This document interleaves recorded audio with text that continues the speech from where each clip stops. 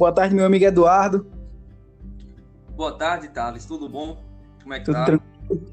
Vamos dar início aqui, pessoal, a um episódio do nosso Residência Podcast, direcionado ao programa de residência pedagógica. Nós dois somos alunos, eu sou o Thales Sena e o Eduardo vai se apresentar para vocês. Nós dois somos alunos do programa de residência pedagógica da Universidade de Pernambuco, da UPE, do campus Petrolina, para ser mais exato. E estamos trabalhando com a escola de referência Pacífico Luz e decidimos trazer essa discussão para dentro do ambiente da residência e passar também, né, para os alunos esse conteúdo.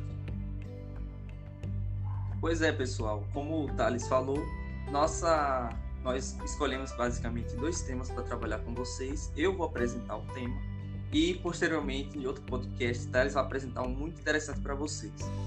O meu tema que eu quero trazer a vocês é um tema muito interessante, apesar de não ser muito falado. Eu acredito que vocês vão se familiarizar logo e vão entender a importância desse tema para o conhecimento de vocês e o conhecimento também das pessoas que estudam nas universidades. O tema que eu escolhi foi História Pública, Práticas e Desafios nos eixos Academia e Escola. Primeiro, eu acho interessante salientar a vocês buscarmos compreender o que é História Pública.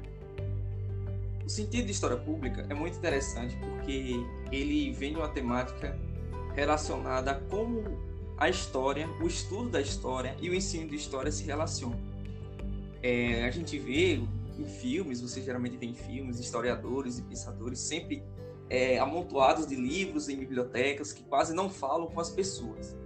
E a gente termina pensando e vendo na realidade, na nossa rua, nos nossos cotidianos, que essa relação parece um pouco distante. Por que aquele cara tem a ver com minha vida aqui, tem a ver com minha rua, com os meus familiares, se ele está preso numa biblioteca cheia de livros? É muito interessante a gente ver que existe essa impressão de que eles não se ligam. E a função da história pública é justamente o contrário. A história pública ela busca relacionar os estudos de história da academia com os estudos de história dentro do cotidiano, do colégio, da nossa vida. A história pública, ela ganha esse nome, basicamente, na década de 70 do século XX, 1970. Ela começa a promover um debate do conteúdo de história, relacionando o conteúdo trabalhado numa universidade, na academia, com os colégios de ensino médio, de ensino fundamental e as pessoas nas ruas. Ela foi bem difundida nos Estados Unidos e na Inglaterra nesse período. Posteriormente vem chegando para o Brasil, ele ainda é uma metodologia, uma maneira de se praticar a história muito recente. Então, por isso que temos essa, inclusive, como ressaltei, temos essa imagem do historiador exclusivo dentro de uma biblioteca. A história pública ela realmente tenta trazer uma forma contrária disso. Então, a gente busca compreender, relacionando com vocês aqui, qual a importância de lidar com a história trabalhada em academia, o que é que um historiador faz, e com o colégio, com o que vocês estão estudando aí de história. Será que tem alguma coisa a ver? Será que tem alguma coisa interligada? Essa história que se aprende na universidade e a história que temos na sala de aula? Então, aqui eu vou trazer umas coisas muito interessantes para vocês. Primeiro, eu gostaria de mostrar a vocês a diferença do ensino básico para o ensino da universidade. Os desafios que ocorrem em tentarmos unir os dois, sabe? De interligar os dois. O que é interessante, uma experiência própria minha, quando eu estudava no colégio e via a história basicamente com o olhar do livro didático. Acho que vocês estão acostumados a ver ter essa visão do livro didático de uma maneira de que o conteúdo corre muito rápido. Você tem o livro que vai tratar de temas, você basicamente vai ver os conteúdos passarem muito rápido, porque o aluno, vocês que estão estudando aí no colégio de ensino médio, vocês não só estudam história, vocês estudam história, geografia, estudam as linguagens matemática e português, estuda a biologia, a física e a química e tenta conciliar tudo isso. Então, os ensinos eles vão sendo reduzidos e quando você chega na faculdade, a maioria dessas disciplinas elas vão crescer de maneira considerável, porque você vai se especializar em cada um. O biólogo, quando ele vai para a universidade estudar biologia, seja o bacharel ou licenciatura, que um é para pesquisa e outro para dar aula, vocês veem que a quantidade de conteúdo é imensa, é imensa. Ele só vai ter tempo de estudar a biologia, enquanto vocês no ensino médio precisam estudar tudo coordenado, né? De uma maneira que é promovida pelo ensino básico. Só que acontece a mesma coisa com o ensino de história. A diferença vai ser bem interessante porque vocês estão acostumados a um estudo da história de conteúdo e cronologicamente. Vocês estudam, vamos dar exemplo, História do Brasil. Vocês estudando a História do Brasil, vocês, basicamente, o livro didático ele vai comportar umas 30 páginas para a História do Brasil. História colonial, História do Império, História da República, ditadura militar, Era Vargas, todos esses sendo colocados em tempos cronológicos. E se vocês repararem também, existem conteúdos que são muito curtos, como você vai estudar lá a história do Oriente Próximo, estudar os assírios, estudar os babilônicos, os persas, praticamente não passa de 2 folhas no livro didático. Se você não for procurar na internet, em alguns filmes, vocês não acharão nada mais do que aquilo que o livro didático propõe, que é de uma maneira bem resumida.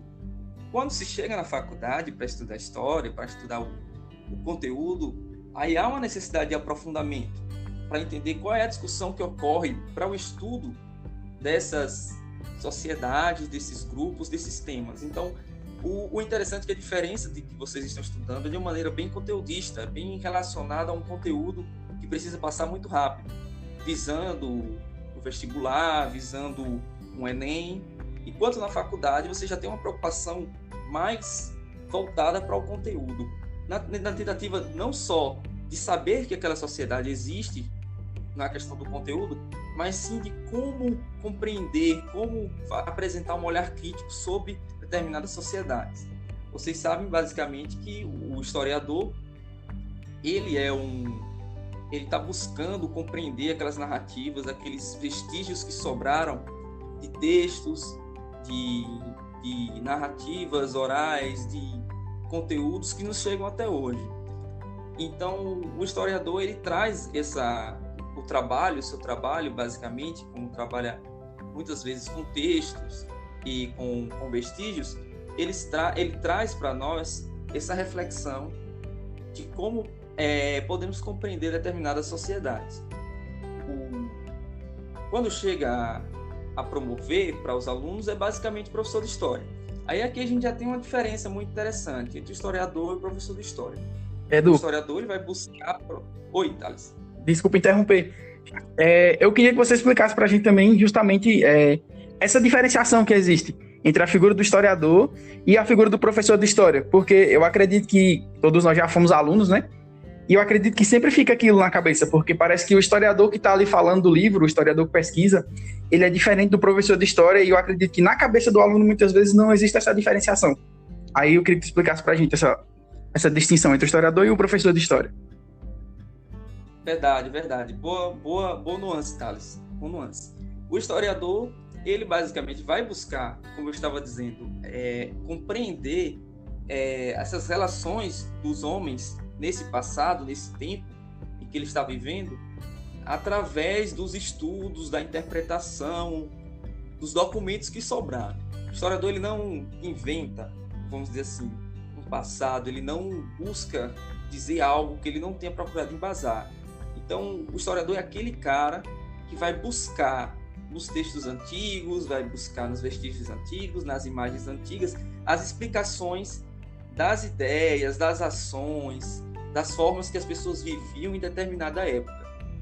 Aí, o que é interessante? O professor de história, ele praticamente vai ser intermediador do historiador para o aluno. O professor de história, ele vai ver todo esse conteúdo de maneira mais temática, mais corpórea, trazida pelo historiador, para levar para a sala de aula. Ele termina sendo intermediador. Aí, Thales, até tu me lembrou, e também o pessoal que pode estar ouvindo, uma coisa muito interessante. A nossa questão do Brasil como formadores de historiadores e de professores de história, Sim. Eles basicamente estão se unindo. E o que é interessante é que antigamente tínhamos o bacharel em história, que era para ser historiador, e tínhamos o professor de história para licenciatura. E hoje estamos comportando os dois. Para quem vai ver agora um professor que está fazendo mestrado e doutorado em licenciatura em história, ele também é historiador. Agora ele é os dois. E com um projeto que passou ano passado, uma emenda colocada desde 2009 pelo deputado, se eu não me engano foi o senador Marcelo Paim do PT, que foi aprovada, estabeleceu o historiador como uma profissão oficial aqui no Brasil.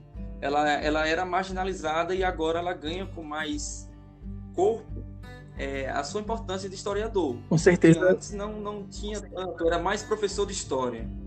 Com certeza legitima muito, né?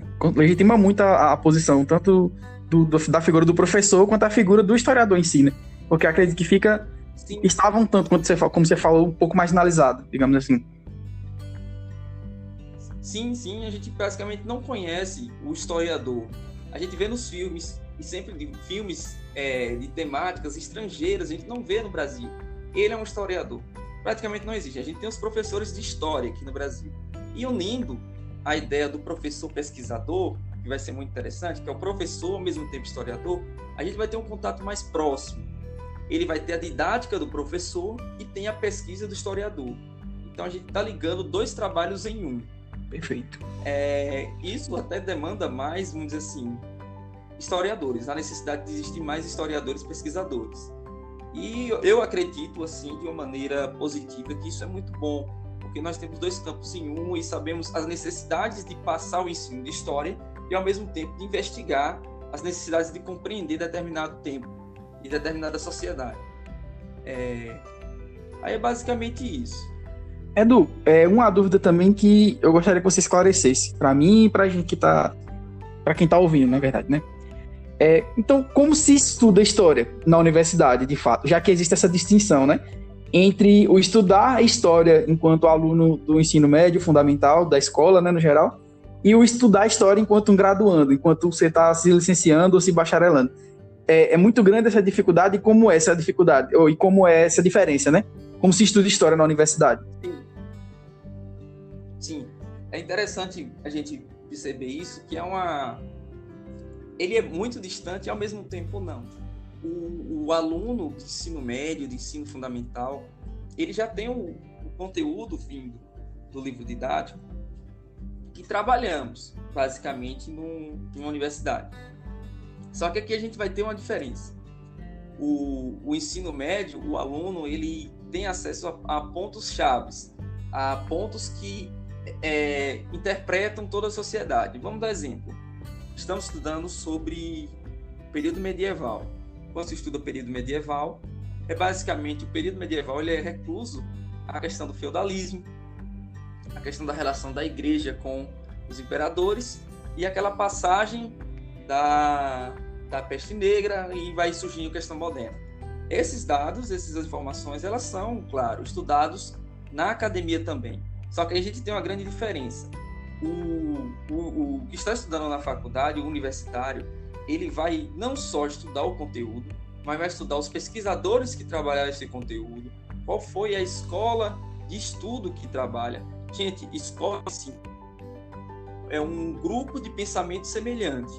Então, a gente tem escolas, vamos dar exemplo, escolas marxistas, escolas historicistas, não são que eles são da mesma escola, mas eles têm o mesmo fundamento na metodologia de fazer pesquisa deles. É o mesmo fazer histórico, então, né? Isso, do fazer histórico. E todos eles interligam as suas questões temáticas.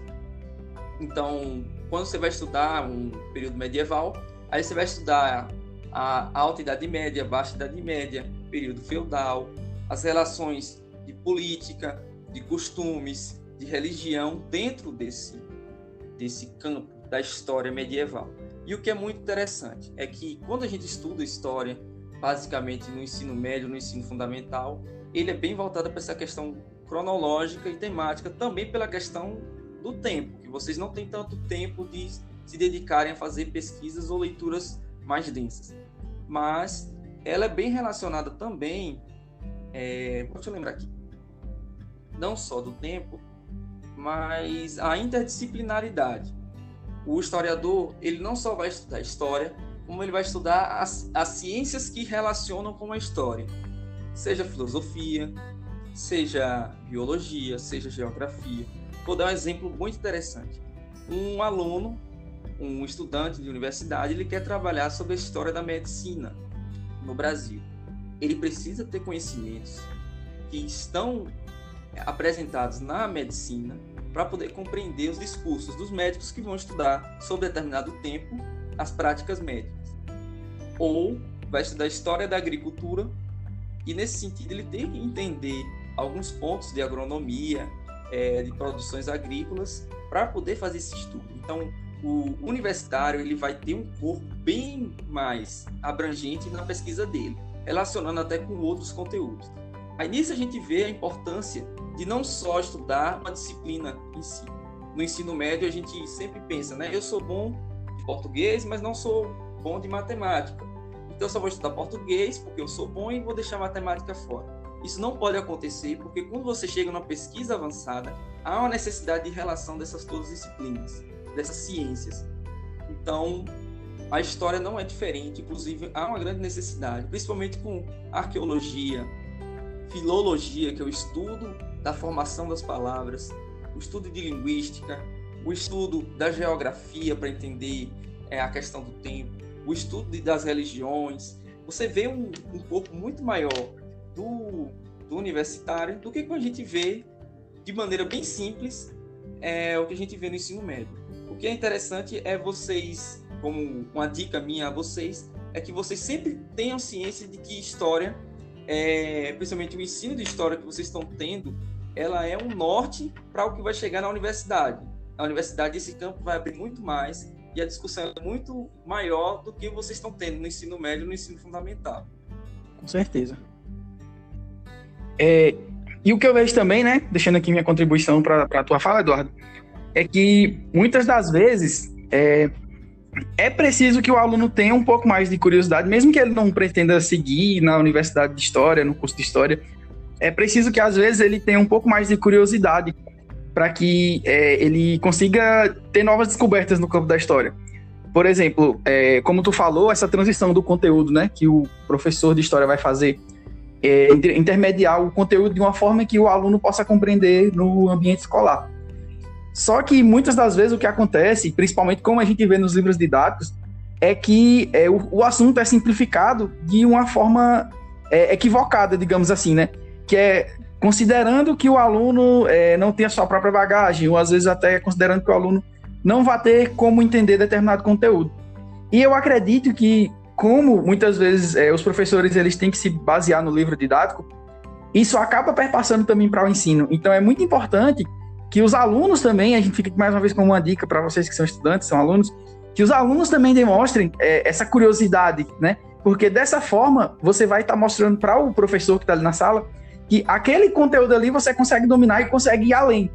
Então aí isso vai instigar o professor também a trazer novos materiais para você, a fazer vocês terem contato com, digamos assim, conteúdos um pouco mais complexos de acordo com o nível que vocês vão adquirindo conforme as leituras e tudo.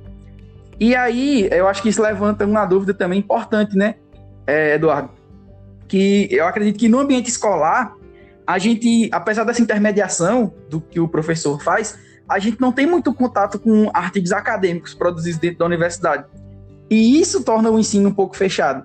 E aí eu queria saber de tu, Eduardo, qual a importância dos alunos do ensino básico compreenderem o trabalho acadêmico, deles terem acesso a esse conteúdo e de compreender melhor esse trabalho? Sim, perfeita a fala, viu, Thales? Colocação perfeita, porque mesmo eu falando aqui que o temático do livro didático, ele apresenta pontos que vão ser trabalhados posteriormente na academia, se um aluno quiser seguir ao ensino superior, mas ele resume demais. O ensino ele termina subestimando a capacidade do aluno. Vocês com certeza vocês assistem filmes de guerras, de temáticas, vocês olham a vestimenta e vocês reconhecem que um elmo daquele ali é o capacete, é o capacete grego, ou que na Segunda Guerra Mundial quem é o nazista, quem são os líderes nazistas, quem são os líderes aliados da Segunda Guerra Mundial. Então, vocês têm muito contato. A história, basicamente, ela está fazendo análise da experiência do ser humano na realidade. Então, viver nesse sentido de produzir conteúdos da vida é fazer história. Quando você senta ao redor de seus avós e seus pais que contam alguma coisa que lhe aconteceu, é história. Pode não ser com a precisão acadêmica, que busca estudar e compreender grandes distâncias de tempo e pontos temáticos, mas a história ela está rodeada na nossa vida. Nós somos somos seres humanos que vão se formando com o tempo. A gente vai aprendendo as coisas da vida, compreendendo, e a história está ao redor de tudo isso. Então, quando a gente pensa nisso, vocês, os alunos, basicamente, vocês têm conteúdos que estão vivenciando a história que são muito maiores do que os temas que são colocados somente no livro didático.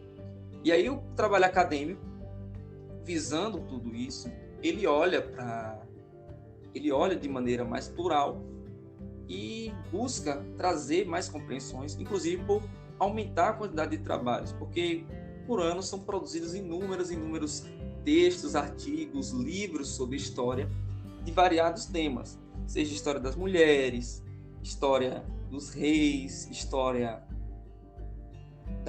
do cotidiano.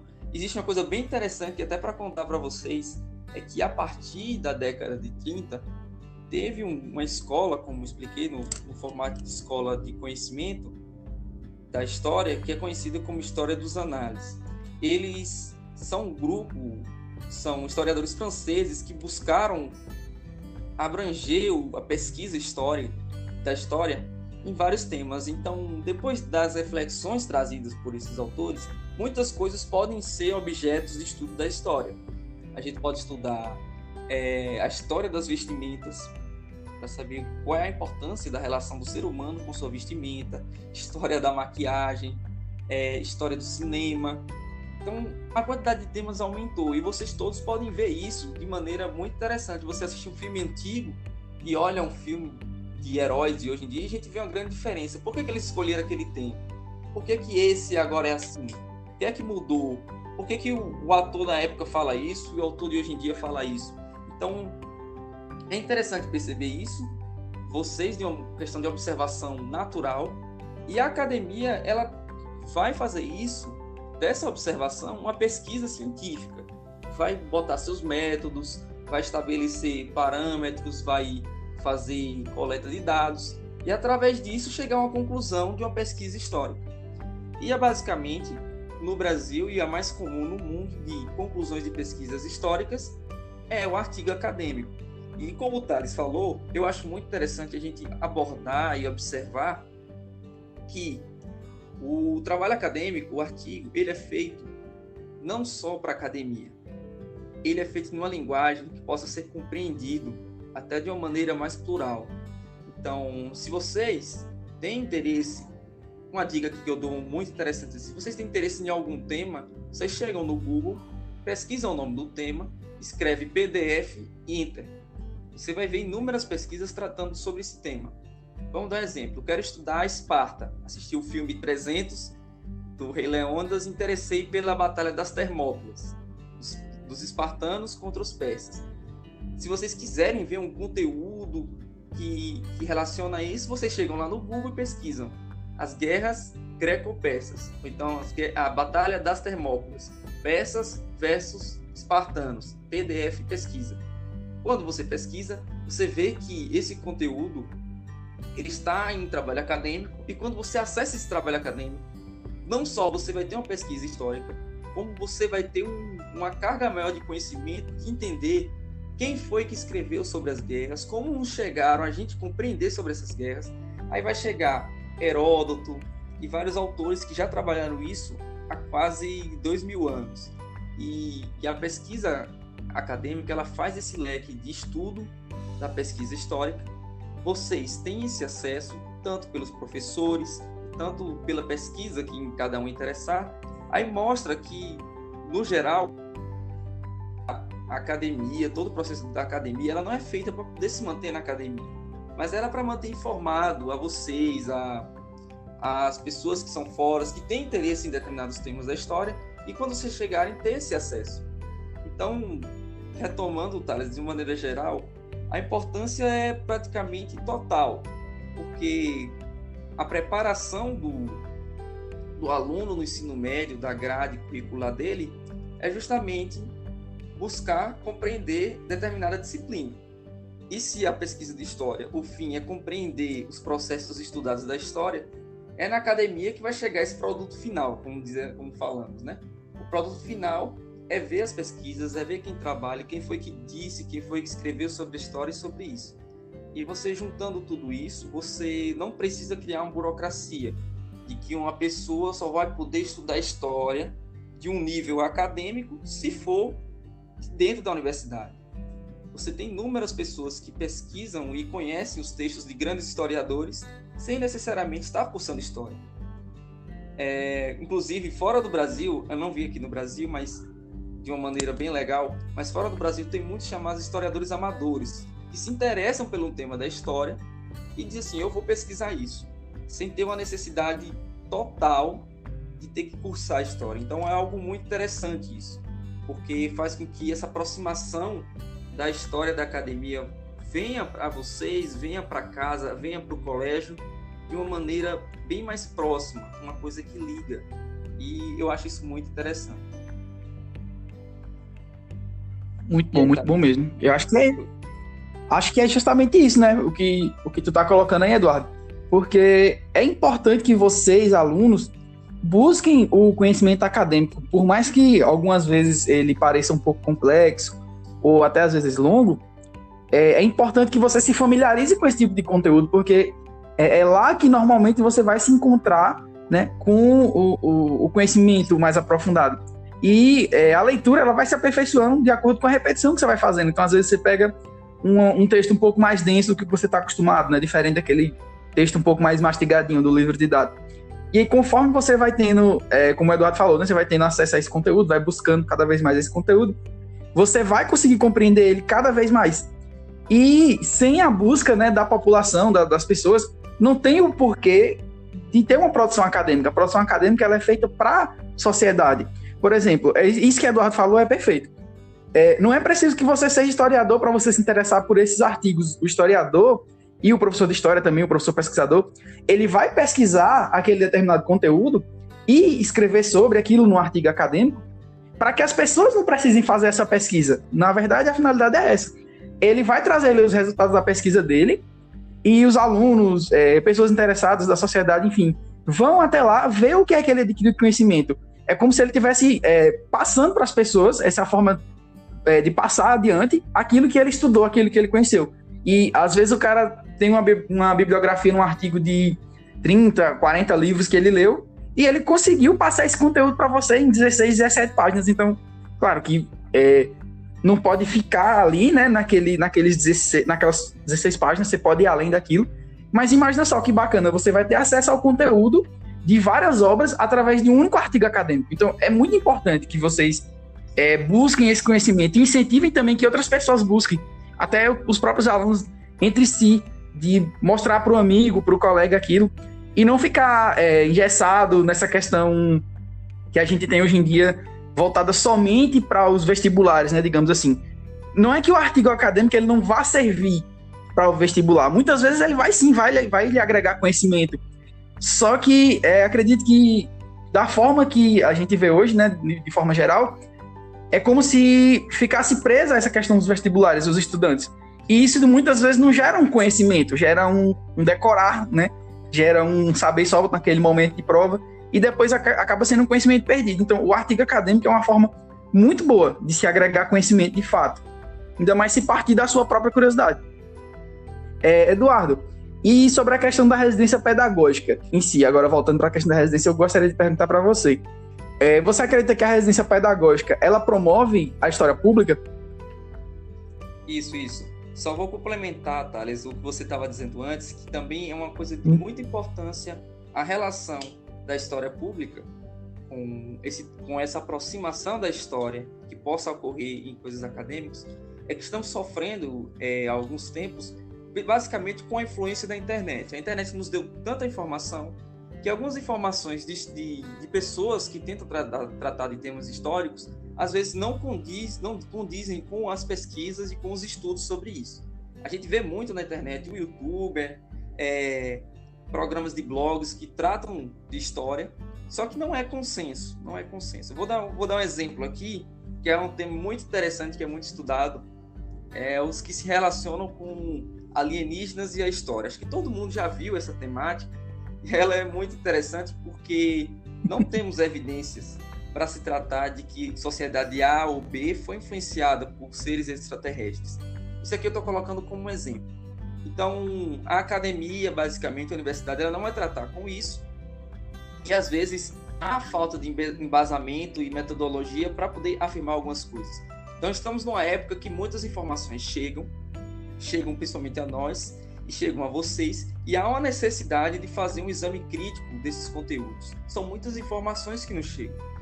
Então, através disso, a importância do trabalho acadêmico chegar a vocês é maior ainda, porque assim vocês vão estar compreendendo se isso é realmente uma evidência histórica ou se é realmente hipótese de algum grupo A ou B.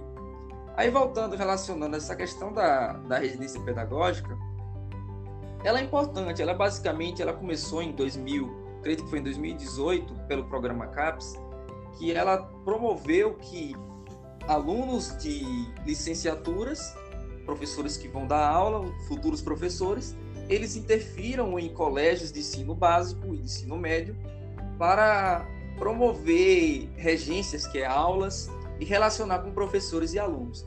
É basicamente o alicerce que poderia promover a história pública. Se o programa ele funciona dessa maneira e ele for executado de maneira precisa, é basicamente a história pública, porque os alunos que estão no ensino superior, no caso na faculdade de História, ele está recebendo o conteúdo massivo da academia, de pesquisadores, historiadores. E ele traz, só modificando um pouco a linguagem técnica, para os alunos de ensino médio, o conteúdo atualizado da história. Não que a história se atualiza, mas as pesquisas elas vão mostrando alguns dados que são importantes de a gente saber. Como um grande historiador nos disse, a história não muda, mas a visão da história ela ocorre atualizações. Então, quem está na academia trata diretamente disso. Informações que vêm de pesquisas da Europa, dos Estados Unidos, de outras universidades, elas nos chegam mais rápido do que ao ambiente público, ao ambiente do colégio. Então, a importância da residência pedagógica é que essa ligação da pesquisa da universidade para o conteúdo trabalhado no ensino médio e no ensino fundamental cheguem de uma maneira mais clara, mais prática, porque além do regente, do universitário que está trabalhando na residência pedagógica, começar a exercer sua prática de professor, de docente, quanto o aluno ele também ganha muito com isso, observando que as novas gerações de professores de história já vão trazer os conteúdos atualizados das pesquisas acadêmicas de história para a sala de aula. É uma coisa que vem direta, o importante é justamente isso. Às vezes, vou botar exemplo, isso geralmente acontece em alguns setores, que os professores já têm muito tempo que estão estudando, que estão lecionando a aula e não tem tempo, inclusive até por questões da vida, de não se manter atualizado com os conteúdos da academia. Então, o aluno que vem da universidade, que vai trabalhar na residência pedagógica, ele atualiza o professor com a sua metodologia, sua didática, ele traz os conteúdos da pesquisa histórica para a sala de aula. O aluno ele vai estar informado de um conteúdo muito maior do que o que ele sabe do livro didático e do costume, e ao mesmo tempo esse estudante da residência, esse universitário, ele vai ter a prática de professor que é necessária para a sua formação profissional. Então é isso, viu, pessoal? Acredito que esse foi a primeira parte do nosso podcast. relacionado à história pública, práticas e desafios do eixo da academia escola. Gostaria de agradecer aqui a Thales. E logo estaremos na parte que Thales vai falar. Muito interessante. Vocês vão ver o tema, viu? Valeu. Até mais. Valeu, pessoal. Obrigado por ter escutado a gente aqui. E até o próximo episódio do nosso Residência Podcast. Tchau, tchau.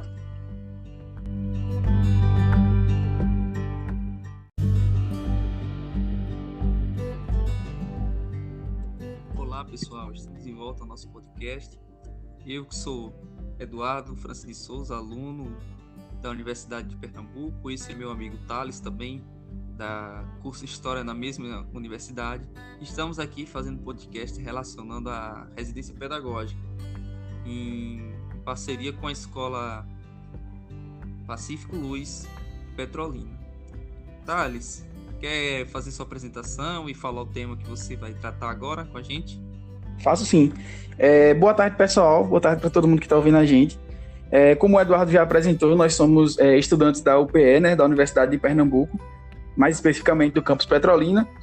Estamos vinculados ao programa de residência pedagógica, juntamente ao Colégio Pacífico Luz, né, escola de referência de Petrolina. E estamos aqui gravando uma sequência de 2 podcasts com a intenção de direcionar esse conteúdo para os alunos do ensino no geral, né, das escolas, tanto ensino fundamental quanto ensino médio, a quem quiser ouvir, mas com especificação para os alunos do Pacífico Luz, que são justamente os alunos com quem a gente trabalha no nosso programa de residência. Na nossa conversa anterior, né, o Eduardo, ele apontou justamente um tema de extrema importância para o ensino, que é justamente essa questão de aproximação do ensino entre o ambiente escolar e o ambiente da universidade, que é justamente para desenvolver mais esse senso crítico dos alunos, você poder trazer conteúdo acadêmico para dentro da escola, fazer com que esses conteúdos estejam cada vez menos distantes um do outro, e até para a própria sociedade como um todo, né? E agora eu venho trazendo para vocês uma discussão sobre um tema que eu acredito que seja essencial, né, de se tratar no meio escolar hoje em dia, que é a violência na escola. A gente está tratando esse tema justamente direcionando para os alunos, explicando, com a intenção de explicar, né, sobre como acontecem essas formas de violência na escola, conscientizando os próprios alunos dessas formas de violência, para que eles não só não cometam essas práticas, como para que eles também conheçam os mecanismos de defesa e os mecanismos que eles possam estar recorrendo, para que isso não se perdure a acontecer com eles, caso venham a ser vítimas. E a gente vem trazendo uma série de informações aqui, justamente sobre esse conteúdo.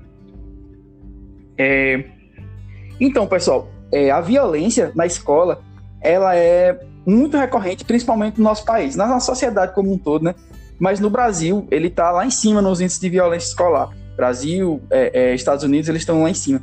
Recentemente, inclusive, a gente teve o atentado, né, na escola de Suzano, ficou conhecido pelo Brasil inteiro. E é por isso que é importante a gente entender como funcionam essas formas de violência, para que atos como esse não voltem a se repetir. Porque é justamente uma série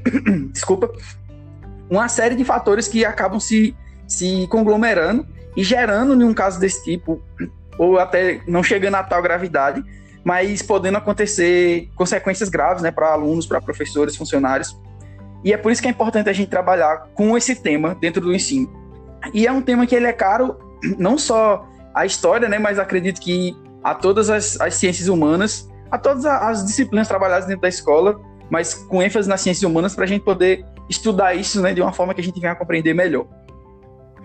Como já apontava Durkheim, né, a escola ela pode cumprir um papel primordial na formação moral das futuras gerações, porque além de desenvolver as aptidões curriculares no próprio ambiente escolar, esses indivíduos eles são socializados enquanto cidadãos, né? Eles são introduzidos no sistema de regras que predeterminam a conduta na própria sociedade e que informam como deve ou não se agir em determinadas situações.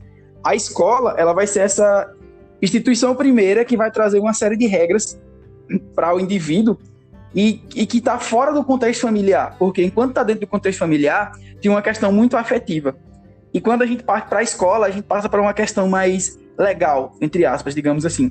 É um ambiente que o indivíduo ele vai ter exposição a regras, ele vai ter exposição a uma figura de autoridade que não é nem o pai nem a mãe, com a figura do professor. Então, é muito importante que isso seja trabalhado da forma correta para que não gere nenhum problema posterior para o aluno, para os seus colegas e para o ambiente escolar como um todo, né? A violência no ambiente escolar, ela compromete principalmente, pessoal, o ensino e a aprendizagem. A própria experiência do aluno, né? Porque quando essa violência escolar ela acontece com alguém, por exemplo, o bullying, né, que é tão comentado hoje em dia, muitas vezes o aluno ele perde essa vontade de ir para o ambiente escolar e quando ele está naquele ambiente, acaba, em vez de ser um ambiente de aprendizagem, de formação, ele acaba se tornando um ambiente hostil, onde o aluno ele vai ter medo daquele ambiente, não vai ser um ambiente de conforto. E acredito que todo mundo aqui imagine que um ambiente onde você se sinta hostilizado, um ambiente onde você tem medo, não é um ambiente que se vai produzir conhecimento, porque você vai estar muito mais preocupado com a sua segurança ou muito mais tempo sentindo medo do que aprendendo os conteúdos que lhe estão sendo passados.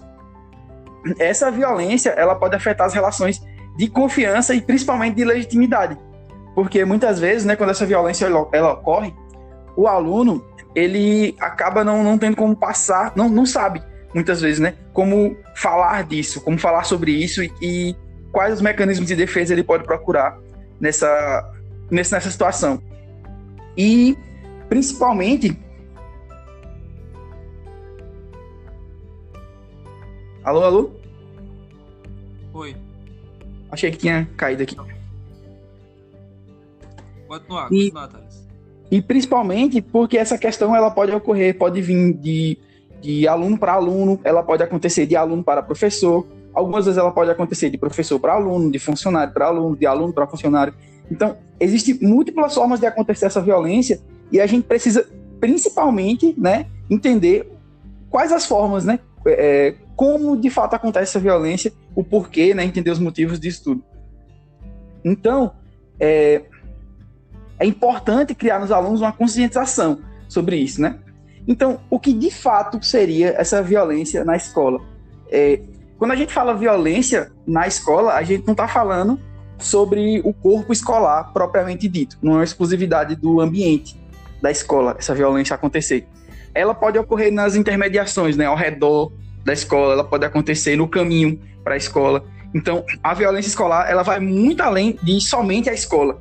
E essa violência, quando ela acontece mesmo nesses ambientes mais exteriores, ela vai gerar um problema também para o aluno que está vindo para o ambiente escolar, né? Porque se o aluno está sofrendo a violência no caminho à escola ou nos arredores da escola, algum indivíduo está ali sendo hostil a ele, vai atrapalhar também na própria frequência do aluno na escola. Um dos relatos que a gente mais tem é de alunos que acabam abandonando o ensino ou ficando retraídos de frequentar a escola, às vezes até mentindo para os pais que estão frequentando o ambiente escolar, porque aquele ambiente ali nas intermediações da escola é hostil.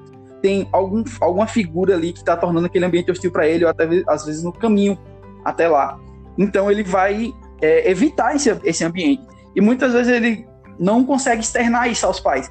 A gente sabe que a criança e o adolescente está passando por um processo de formação, então nem sempre esse diálogo, né, entre o aluno e a sua família, ou até o aluno e a escola, a figura do adulto, nem sempre esse diálogo ele acontece de forma tão clara quanto gostaríamos que acontecesse. E existem as modalidades de violência que se ocorrem, né, nesse ambiente escolar. Existe a violência física, né, que é a violência mais explícita, quando parte para a agressão, a integridade física da pessoa. Existe a violência psicológica, que é justamente quando o aluno ele vai se sentir agredido psicologicamente. É muito aquela questão do bullying, que você falar da aparência do aluno, que você falar do modo de andar de alguma pessoa, você tratar uma pessoa diferente pelo que ela é. Então, você vai estar atingindo uma questão psicológica. Você agredir verbalmente uma pessoa, você ferir o intelecto daquela pessoa, isso é também uma modalidade dessa violência escolar. E é importante a gente falar sobre essas modalidades, justamente porque os alunos precisam entender, como eu já falei anteriormente, quais são essas modalidades, porque muitas vezes o aluno se vê numa posição em que ele não sabe que ele está cometendo esse tipo de violência, né, para com seu colega ou para com seu professor.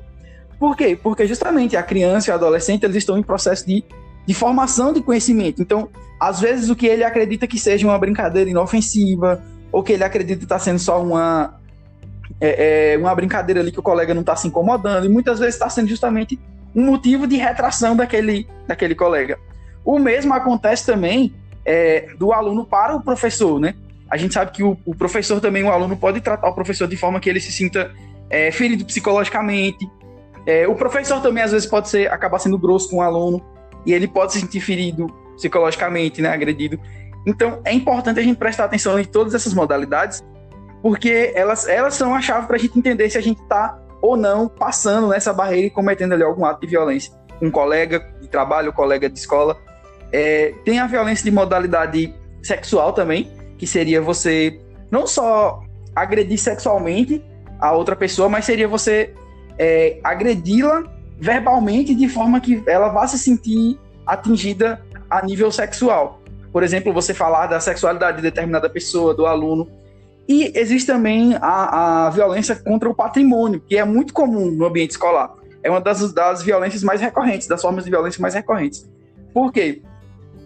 Essa violência, ela muitas vezes ela não aparenta estar sendo uma agressão, né, digamos assim, um ato de violência, que é muitas vezes o ato de depredar o patrimônio público da escola, ou até mesmo de depredar o patrimônio do colega. Você quebrar o material do colega está sendo uma modalidade de violência também. E o que ocorre é que o ato de se presenciar esses atos de violência, muitas vezes eles vão interferir no ensino-aprendizagem dentro daquele ambiente escolar, né? Porque imagine só, se existe um coleguinha seu, vamos usar um exemplo aqui, que ele quebra os seus materiais, aquilo é uma atitude que vai gerar um medo, né? Se o colega tá tendo aquela atitude mais, como eu vou dizer, essa postura mais agressiva até com seus materiais, isso gera sim um medo, porque ele pode posteriormente estar tendo uma atitude violenta, uma atitude agressiva, uma postura que chegue a ser uma agressão física, digamos assim. E muitas vezes até em resposta, né? Às vezes um indivíduo ele vai danificar o material do outro, vai danificar o material da escola, e aí vai acabar gerando uma agressão, ou por parte de alguém que vai reclamar esse aluno, e aí vai gerar uma alteração no modo de falar, uma alteração na voz, e isso vai ser considerado também uma agressão, uma violência, né? E às vezes você danificou o material do colega, e o colega vai revidar de uma forma mais agressiva. Então, são modalidades de violência que vão acabar gerando novas modalidades de violência. É muito importante a gente estar sempre atento e prestar atenção nas nossas atitudes, né? Tanto enquanto professor, tanto enquanto aluno, tanto enquanto funcionário, se a gente está ou não ultrapassando essas barreiras e cometendo esses atos de violência. E eu estou direcionando aqui mais para a figura do aluno, justamente porque, como eu falei no início, né, Eduardo, a gente está direcionando esses podcasts aos alunos do Pacífico Luz, justamente para a gente auxiliar os alunos nessa interpretação, né, dos fatos que ocorrem ali no dia a dia do ambiente escolar, e que muitas vezes o próprio coleguinha pode estar ajudando o outro nessa questão. Você pode ver o seu amigo, sei lá, fazendo uma chacota de um colega, e você pode dizer, cara, isso aqui que você está fazendo é uma forma de violência escolar, você pode atrapalhar ele na aprendizagem dele, você pode fazer com que ele fique receoso de vir à escola, você pode aconselhar seu amigo a não depredar o patrimônio da escola, assim como qualquer outra pessoa que você veja cometendo esses atos de violência, né? Você vai aprender a ter esses mecanismos de como não dar continuidade a esses atos e não gerar novos atos de violência. Isso é muito importante. E existe também, né? Oi. Só para poder contribuir à discussão, sim. Eu lembro que quando eu estudei um pouco a questão da pedagogia, do estudo, do ensino, o filósofo Immanuel Kant, lá no século XIX, século XVIII, XIX, no finalzinho ali, ele diz um negócio muito interessante em relação à educação. O homem é aquilo que a educação faz dele. A gente pensando dessa forma, a gente pode analisar que a construção da educação também não é uma questão da construção do ser humano como cidadão, como pessoa, como pai, esposo, esposa, filho, filha. A gente tem uma construção dessa educação. E a gente nunca pode esquecer que a escola também, mesmo sendo um processo mais de ensino, é um processo de educação, porque a criança praticamente sai da realidade dos pais e entra na realidade da escola. Ali se torna praticamente chamada segunda casa. E ali também existe também a questão do diagnóstico. Tipo assim, a violência está presente nesse ambiente de educação, vai transformar ele em quê? Ou então, que violência faz ele ser transformado no colégio? Porque a gente lembra muito também que existem alunos que trazem também problemas de violência e o diagnóstico é mostrado em sala de aula. Acho que você já viu isso com psicólogos da educação, tudo isso. Que alguns alunos sofrem de domicílio em casa e é na escola que é mostrado esse ciclo de violência. Do mesmo jeito, daquele que sofre a violência no colégio, ele retorna em outros setores da sociedade.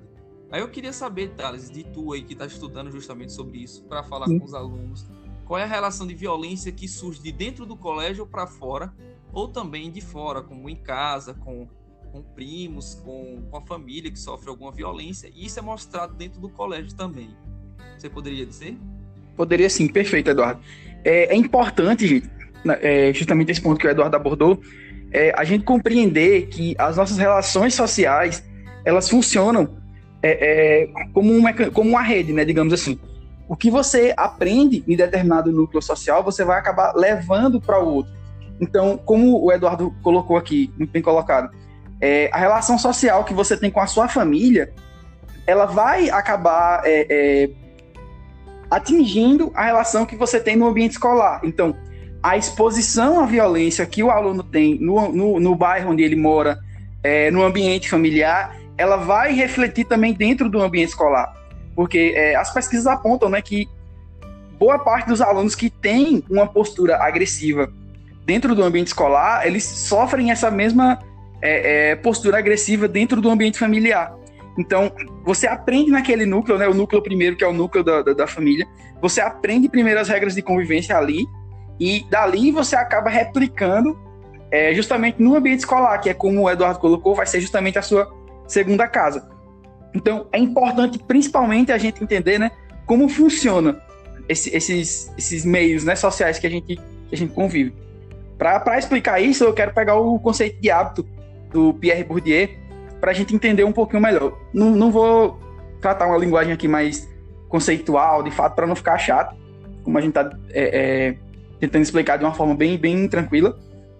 Então, o hábito é justamente os gostos que a gente vai adquirindo por algumas coisas, digamos assim. É a incorporação das estruturas sociais na gente. Então, explicando de uma forma simples, a gente não é tão livre e consciente quanto a gente imagina que é. Ainda mais a gente que no período da adolescência, né, a gente acredita que já compreendeu o suficiente, a gente costuma acreditar que a gente sabe das coisas, só que a gente não é tão livre assim quanto a gente imagina. Nós somos formados pelos meios em que a gente existe, que a gente vive. Então, primeiro você vai aprender uma série de regras, né, de convívio no seu núcleo familiar. E ali, do núcleo familiar, você vai partir para o núcleo escolar, que também vai haver um conjunto de regras. E se você, por algum motivo, presencia vários episódios de violência no seu bairro, se você presencia vários episódios de violência no seu núcleo familiar, a tendência é que você acabe transmitindo isso para o ambiente escolar. Porque se isso acaba se tornando um hábito para você, se isso acaba sendo normalizado para você, a tendência é que você replique isso de uma forma normal no ambiente escolar. Porque você já aprendeu esse hábito, então para você, naquelas regras iniciais, essa atitude contra esse ato de violência não lhe foi ensinada, então você vai acabar replicando isso no ambiente escolar. E é importante muitas vezes nós mesmos, né, prestar atenção nos atos que a gente está fazendo e tentar identificar, será que eu não estou trazendo um problema de um contexto para o outro? Será que eu não estou replicando nos meus colegas? Ou talvez, sei lá, algum amigo meu está replicando em mim algum problema que ele possa estar tendo. Então, é importante que a gente, enquanto aluno também, perceba essa questão, porque muitas vezes você pode conversar com o seu colega, por exemplo, tá vendo uma brincadeira, e aí o colega faz uma brincadeira que você não gosta, que pode ser considerado bullying, de acordo com o contexto. E aí você pode ter uma postura mais agressiva, digamos assim, para responder àquela chacota inicial. Muitas vezes você pode sentar e conversar e falar, colega, essa postura que você está tendo aqui, ela, além de ser considerada uma violência, você pode estar me atrapalhando de diversas formas, e eu esteja talvez estressado por algum acontecimento do meu ambiente familiar e posso estar trazendo aqui para você. Então, vamos evitar o conflito, digamos assim. Ou, outro exemplo, você pode também conversar com um colega se ele está tendo algum problema, se você identifica essa postura mais agressiva. Então, é justamente essa questão dos contextos, né, dos hábitos. A gente acaba trazendo problemas de um contexto para o outro, a gente acaba tendo uma postura de quebra de regra ou não, de acordo com os ambientes em que a gente está inserido, e isso pode atrapalhar no nosso contexto de ensino e aprendizagem. Então, é importante a gente entender que essa violência, muitas vezes, que ela acontece no ambiente escolar, ela tem um início, né, em determinado local, ou muitas vezes não no contexto familiar, mas o indivíduo ele sofre agressão no local onde ele mora, e aí quando ele chega no ambiente escolar, ele, sei lá, convive com pessoas que não são tão agressivas quanto as pessoas do bairro onde ele mora, e aí ele vai replicar essa postura mais agressiva, e pode gerar inúmeros outros contextos de violência dentro do ambiente escolar, seja ela física, seja ela verbal. Então, é importante, antes de tudo, conversar sobre isso para que isso não se replique. E a figura do professor também, ela está ali em sala de aula, mas não é só a questão do ensino e aprendizagem puramente dito, né, dessa forma. O professor, ele pode, às vezes, também ajudar o aluno nesses determinados contextos. Talvez o aluno não se sinta confortável de conversar sobre os abusos que ele sofre na escola, sobre alguma agressão verbal que um colega está fazendo. Ele talvez não se sinta confortável de trazer isso para o ambiente familiar, e ele pode estar trazendo essa conversa para a figura do professor, que o professor vai fazer esse papel de intermediação, de tentar apaziguar justamente esse conflito. E o conflito, propriamente dito, no ambiente escolar, ele é uma coisa que, inclusive, deve existir, porque, como eu já disse, a gente vem de vários contextos. Então, eu venho de um contexto familiar, o Eduardo vem de outro, o aluno X ou Y vem de outro contexto. Então, é normal que aconteçam conflitos no ambiente escolar, porque é o lugar onde se encontram pessoas diferentes. E desse conflito, é preciso que haja um intermediador para que os alunos aprendam a lidar com esses conflitos de uma forma positiva. Um conflito não quer dizer uma agressão. Um conflito, ele quer dizer pode ser um conflito de ideias. E aí, se você conversa ou dialoga sobre isso, pode-se chegar a uma solução de determinado conflito. Talvez você e o aluno A, ou o seu amigo, vocês estão divergindo em determinada opinião.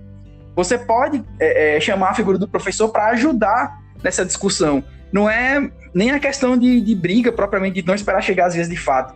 É você trazer um intermediador ali, ou um colega, sei lá. Você vai trazer uma figura que vai intermediar essa discussão para que juntos vocês tenham uma resolução desse conflito, né? Para que aquilo não se torne uma coisa agressiva. É muito importante a gente tirar essa ideia de que não devem haver conflitos. Não, vão haver conflitos sim, você vai discordar com o seu colega, você vai discordar com o seu professor, só que isso não precisa ser uma modalidade de violência. É justamente isso. Eduardo, quer colocar alguma coisa? Quero sim. Você tocou num ponto que eu achei muito interessante na questão do professor. Vou falar uma falada breve aqui, mas aí eu retomo para que Thales possa complementar. Na história da educação, e relacionando aqui história da educação e violência, no mundo antigo, no mundo medieval, era comum a questão da relação de autoridade do professor sobre o aluno, com domínio e monopólio da violência sobre o aluno. Então até um dia desses, vocês podem notar que seus avós falavam que existiam castigos quando o aluno não aprendia e errava uma conta de tabuada e apanhava. Isso era tão comum que tem um filósofo chamado Michel de Montaigne, que ele inclusive faz essas críticas há muito tempo, desde o período moderno, que isso não funciona para a aprendizagem. Isso foi tocado novamente com um pedagogo conhecido aqui no Brasil como Paulo Freire. Ele justamente vai falar que existe uma diferença de um ensino autoritário para um ensino que possa transformar as relações de aluno e professor. Então, não é de hoje que temos um conflito em relação de professor e aluno, não é questão de violência. Hoje em dia, não mais uma violência física, mas eu vejo a presença de violência verbal, principalmente de professor e aluno. E isso é um pouco problemático, assim como a questão de uma manutenção de violência em um ambiente que existe afeto emocional. Porque quando o professor está lá, ele passa 1 ano e 2 anos ensinando a disciplina para os alunos. Existe uma relação não só de aprendizagem, mas uma relação emocional, afetiva. Como o aluno tendo outro colega de aluno que passa tanto tempo, inclusive vira até amizade para a vida toda. Aí eu queria que, se Thales puder também relacionar essa questão do professor e aluno nessa questão da violência. De onde deve partir? É do professor essa compreensão de que deve evitar qualquer tipo de coisa de violência verbal com o aluno, ou os alunos devem ter compreensão de que o professor está ali como um trabalho e que ele deseja o melhor para o aluno, ou tem que ser mútuo, assim, uma relação dos dois, tanto professor e aluno, os juntos aprendendo e tentando relacionar, evitando qualquer tipo de violência, seja verbal, seja psicológica. Você poderia me esclarecer, Thales, em relação a isso? Sim, com certeza. Assim, na minha opinião, o que eu acredito é que, assim, esse respeito, como você perguntou, ele deve ser mútuo. Porém, eu acredito que deva partir, né, principalmente, da figura do professor, por se caracterizar a figura mais do mais velho e da figura hierárquica ali dentro da sala de aula. Não hierárquica no sentido de mandar, mas a figura que tem o dever de ter o controle ali daquele ambiente, né? Então, eu acredito que essa questão do respeito deve partir primeiramente, né, e essencialmente da figura do professor, e através desse exemplo do professor é que os alunos vão manter. Eu acredito que se você tem um profissional que ele não destrata o aluno, que ele está sempre tratando o aluno com cordialidade, não há por que o aluno em algum momento faltar com respeito por ele. Mas é claro que existem exceções e muitas vezes vão haver conflitos entre professor e aluno no ambiente de sala de aula, e que o aluno deve repensar em alguns momentos, né? Talvez, sei lá, um professor se excedeu um pouco na forma de reclamar, ou se excedeu um pouco no tom de voz. Pode partir do aluno também essa questão de perceber que o professor está ali, né, com o intuito de ensinar, e que supõe-se que ele já tem determinado grau de conhecimento do conteúdo, e que às vezes ele vai precisar ter o controle da sala de aula, porque a gente tem um contexto, né, como a gente sabe das escolas públicas, de muitos alunos dentro da sala, de ser difícil controlar as conversas paralelas, digamos assim. E às vezes o professor ele precisa levantar o tom de voz, ele precisa ter uma postura um pouco mais enérgica. E eu sei que nós já fomos alunos, a gente sabe que isso incomoda às vezes. E às vezes nem é com você que está partindo, que essa reclamação está sendo direcionada. Mas é importante que seja mútua, principalmente partindo da figura do professor, por ser ali a figura do mais velho normalmente, e por ser a figura de autoridade, entre aspas, né, dentro da sala de aula, ser essa figura que está intermediando essa passagem do conhecimento, mas que o aluno pode sim ter uma postura de mais compreensão também, de acordo com a figura do professor. Ele pode prestar atenção de que é uma figura que está ali para passar conhecimento para ele, e que também, né, tem o desgaste psicológico que muitas vezes os professores passam de carga horária, de trabalho. Claro que, dependendo da idade do aluno, a gente não espera que ele tenha essa compreensão, mas é justamente para isso que a gente está fazendo esse podcast, né? Porque direcionado à figura do aluno, né? Justamente isso. Respondida, Edu, sua pergunta? Muito bem respondida, obrigado, eu agradeço mesmo. Então, talvez a gente tematizar uma questão final. Thales, você poderia ver a importância de que a gente relaciona essa questão do professor e aluno que você acabou de falar, e com a questão da residência pedagógica, o que ela poderia complementar nessa questão da violência escolar, seja com questões da bibliografia, essa relação de aluno, novas pesquisas sobre questões de violência. Como é que, Thales, que você vê a importância da residência pedagógica nessa influência do ensino básico, nesse projeto da CAPES para o ensino básico? Eu acredito que nós, enquanto residentes, né, que somos graduandos do curso de História, temos praticamente o privilégio de participar dessa experiência que é a residência. E sobre essa questão da relação entre residência e estudo sobre violência escolar, a gente não quer, mas a gente pode, em determinado momento, presenciar essas questões. E eu acredito que na formação, enquanto futuros professores, talvez essa experiência vá fazer com que a gente já saiba o que esperar ou como agir, né, em determinado momento no ambiente de sala de aula. Porque, como nós residentes, né, estamos ali como observadores, a gente está ali para aprender também, basicamente como alunos, né, ainda. É muito importante porque a gente pode presenciar várias questões e tem um professor ali, né, que é a figura de mais experiência, em dado momento, e ele pode estar passando para a gente essa experiência, justamente com essa questão da observação. E pode haver também, em algum determinado momento, né, quem sabe, na volta de aulas presenciais, talvez, um conflito ou um atrito entre residente, entre aluno, ou entre, sei lá, enfim, residente e outro indivíduo do ambiente escolar. E como a gente está sendo ainda supervisionado, é importante porque a gente vai ter uma figura ali de intermédio que pode corrigir essa postura, pode auxiliar a gente justamente nesse como agir. E é por isso que é tão importante esse papel da residência. Outro tema que eu acredito que possa ser muito tratado, principalmente nesse contexto das aulas à distância, Eduardo, sobre essa violência, é justamente a questão do cyberbullying, né, que hoje em dia é tão presente e a gente vê, é comum as pessoas fazerem bullying na internet com os outros. E eu acredito que, passando assim para um ponto de vista um pouco mais histórico, eu acredito que o cyberbullying ele seja até pior, né, do que o próprio bullying presencial na escola, porque eu acredito que o bullying, só puramente naquele momento, o aluno vai ficar retraído, sim, lógico, com o ambiente escolar, só que torna, muitas vezes, um ambiente familiar um ambiente mais seguro. Então, quando o aluno sai do contexto escolar, que ele está em casa, que lá não está havendo aquele bullying, ele se sente, né, seguro, entre aspas, ele pode se sentir mais seguro. E o cyberbullying, ele é muito pior porque ele tira esse ambiente seguro do aluno. Porque o cyberbullying, ele não acaba quando você chega em casa. Quando você chega na sua casa, que você parte para o ambiente das suas redes sociais, é justamente ali que vai ter a continuação, né, dessa violência. E justamente nesse contexto de aulas online que a gente está tendo agora, é que a gente deve se atentar muito mais para essas questões, né? Tomar cuidado da forma que a gente se relaciona com os colegas no chat ou nas redes sociais, até com os professores, e compreender, né, também, nesse momento de dificuldade que a gente está vivendo, no geral, e tomar cuidado para que a gente não esteja praticando essas violências com ninguém, né, com nenhum indivíduo. Então, eu acho que é muito importante a gente abordar essa questão também e conscientizar para isso. Concordo. E lembrando de outra coisa bem interessante sobre a relação de internet, é que os laços afetivos da internet, elas são rápidos de cortar.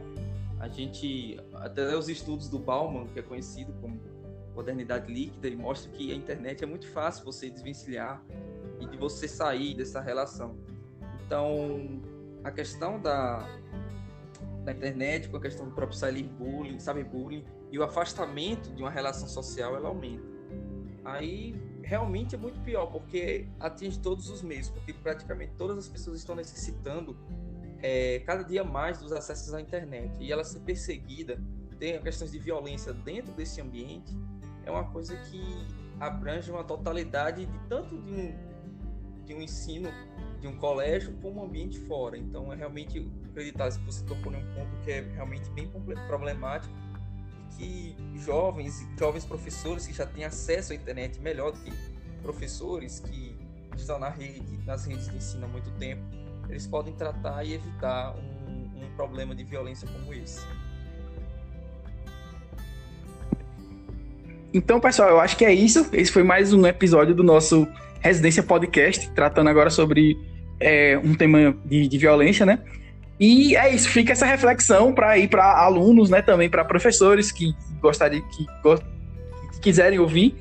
E eu acredito que seja isso. É importante a gente prestar atenção nas nossas ações, para justamente a gente não estar passando do ponto e cometendo esses atos de violência.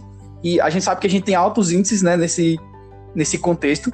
E é importante que a gente trabalhe para mudar isso dessa forma. Se a gente se policiar, se a gente ajudar e ter mais empatia com a figura do próximo, seja ele aluno, professor, funcionário, no ambiente escolar, acredito que a gente consiga mudar esse quadro. E é isso, pessoal. Valeu. Obrigadão. Até um futuro próximo episódio. Até mais, pessoal. Até um próximo episódio.